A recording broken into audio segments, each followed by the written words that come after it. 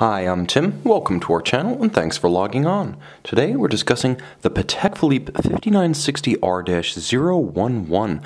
This is a flyback chronograph annual calendar with power reserve and automatic winding. See it and own it on our website. Subscribe to our YouTube channel if you enjoy these videos.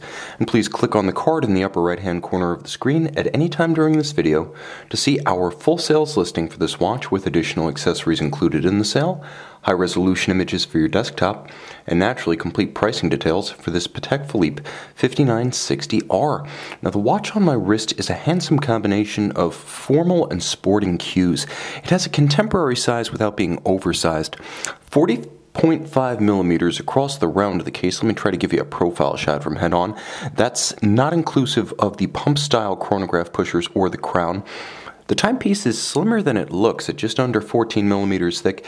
It's 13.9 with a generously sloped concave bezel that pairs the visual mass and also gives the dress cuff a chance to slide up and over the flank of the watch.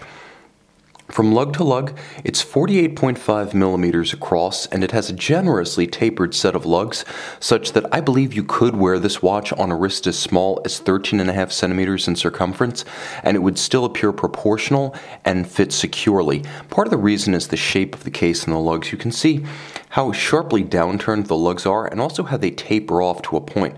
So as you can see from this angle, the lugs disappear into their tuck around the wrist rather than flaring out stridently against a smaller forearm. Now you can also see the rich rose gold, which I would actually describe as rose. 5N being red, 4N being rose, 3N being pink. This is definitely rose tending towards red. Now you'll note the medium brown rectangular scale alligator leather strap, monotone stitch with folded edges. On the underside, you'll note Patek Philippe's pull-tab spring bars that you can use to remove the strap from both sides with a simple flick of the thumb for closer cleaning or for strap swapping. And you'll note attached is a matching full rose gold deployant clasp, all of high polish, with a filigree style Calatrava cross, nicely made with a handsome weight to it as well as a handsome appearance. It helps to counterweight the watch on the wrist so it's less likely to tip over or capsize if you like to wear your watch loose, as I often do. The case is all of high polish, but because it features a number of tapers, tucks, nips, swells, flares, and dips, it never appears monolithic, so you don't feel like it's a big block of gold so much as a sculptural hole with beautiful details breaking up the mass of the solid gold. The dial of the watch is what is known as opaline in Patek speak, which is to say it's essentially a silver, but it's a non-metallic silver. It has a very slight pebbly grain to it, and it doesn't appear pure silver so much as a slightly off-white, almost as though it has a vanilla undertone, and it's nicely matched to the rose tones of the indices, the apertures for the date, the hands, and of course the case. If you look, you can see the hands as well as the apertures and the indices are all in rose gold applied. They rise above the dial, high quality. You'll also note the execution includes a number of luminescent pips outside of the hour indices as well as luminescence on the foy or leaf-shaped hour and minute hands at center. You also note concentric circular scales in polished rose gold tones for the indication of chronograph minutes as well as hours at 6 o'clock.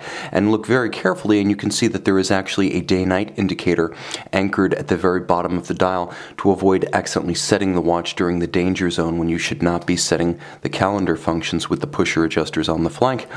Easy reading of the day, the date, and the month in the vintage-inspired Patek Philippe aperture calendar. Of course, the mono count giving you both of the functions, hours and minutes of the chronograph, but with center seconds, you'll note that when you stop the chronograph, the watch actually has no continuously operating seconds indicator.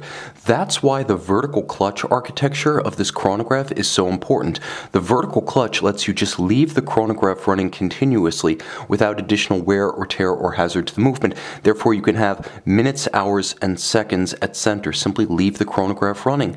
Rarely advertised, but a key selling point to me is that this is a flyback chronograph that you can reset and restart using the pusher at at 4 o'clock with no hazard to the movement. An annual calendar, it only needs to be adjusted once during the transition from February to March each year, and the power reserve of between 45 and 55 hours is traced by a very small and discreet indicateur reserve de marche at 12 o'clock, just below the aperture for the date.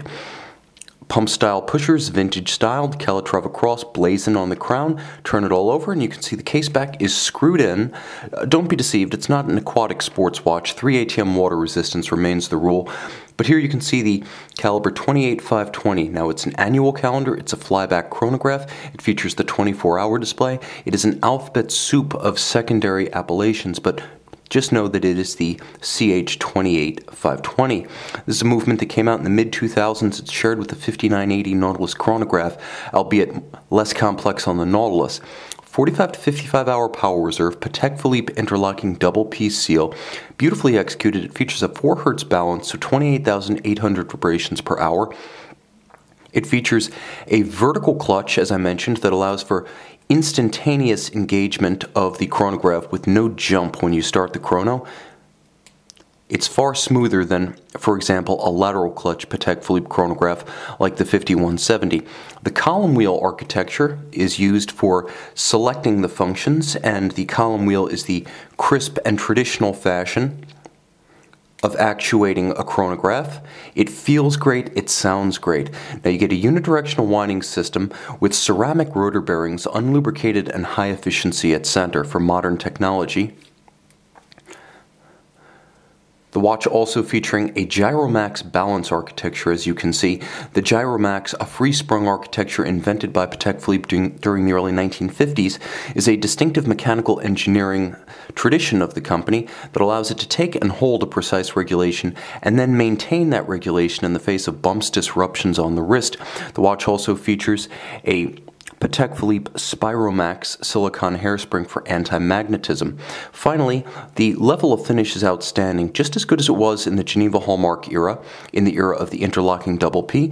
You can see the circular Côte de Genève on the beautifully Calatrava cross engraved winding mass, tight and even perlage at center, a matching perlage, albeit with larger machine-turned surface interlocks just below the balance on the main plate, and you'll note circular Côte de Genève across the balance cock as well as the bridges of the movements. All edges are mirrored in their rounded hand-laid anglage, and you'll see the same level of optical polish in each jewel countersink. Handsome and technically advanced, it is one of the most contemporary and, in terms of feature set, capable Patek Philippe movements.